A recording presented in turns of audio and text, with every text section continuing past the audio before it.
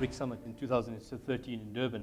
And what happened there, we had a heads of state plenary session, and we had the heads of state of South Africa, Brazil, China, and Russia on the podium, and then we had the Minister of Finance from India, and not the Prime Minister, Manmohan Singh. And he sat in the front row, and the question came out as to why is it that Manmohan Singh didn't want to express any views. And he was in a state of paralysis towards the end of his term as Prime Minister. And really that had a massive impact in terms of the psyche from a country perspective, and really had an impact in terms of the ability to attract foreign investment, the ability of domestic companies to invest back into the economy, something very similar that we find from a South Africa perspective.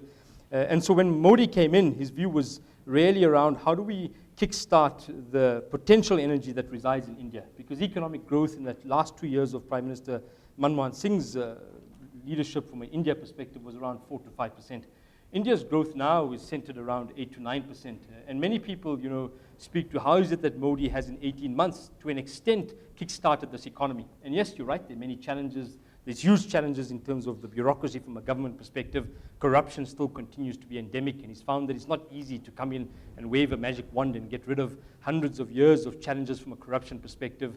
There's also a very large and very strong private sector in the hands of 15 to 20 companies that are centered in so many different sectors and industries. And as an example, Tata is operating in 121 different sectors in India, and they've these large Indian behemoths that have a relationship amongst most sectors.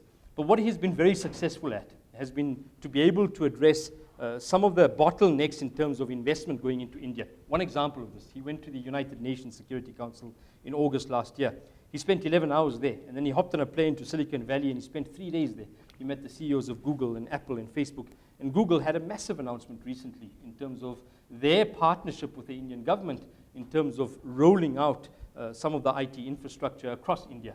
And Modi now really speaks to this Web 3.0. How do we get India connected from a Web 3.0 perspective? There's lots of analysis in terms of how India managed to create competitiveness within the IT, ICT sector. It now employs 3 million people directly and 8 million people indirectly. And many people, somebody said to me last week that is it because Indians have a natural affinity to the IT sector? And I say, no, it's not that. Indians don't have a natural affinity to IT. It's because in the 90s there was a concerted effort by the government to be able to see what is it that we can look at from a sector perspective and how do we drive the competitiveness of that sector. And there's a great case in terms of how India drove its competitiveness in the IT, ICT sector and what has led to this 8 million jobs that have been created. And there are 4 takeouts for me. The first is there's been lots of sector collaboration in the Indian IT, ICT sector.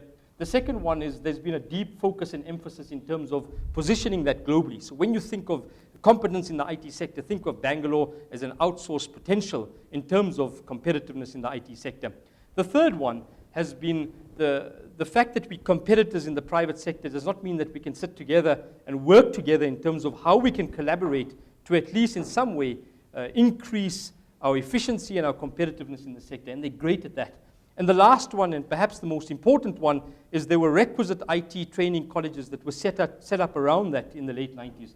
And now Modi's plan is to really take that to Web 3.0 and really look at how do we catapult our success in the sector and really become the global player within the IT, ICT sector.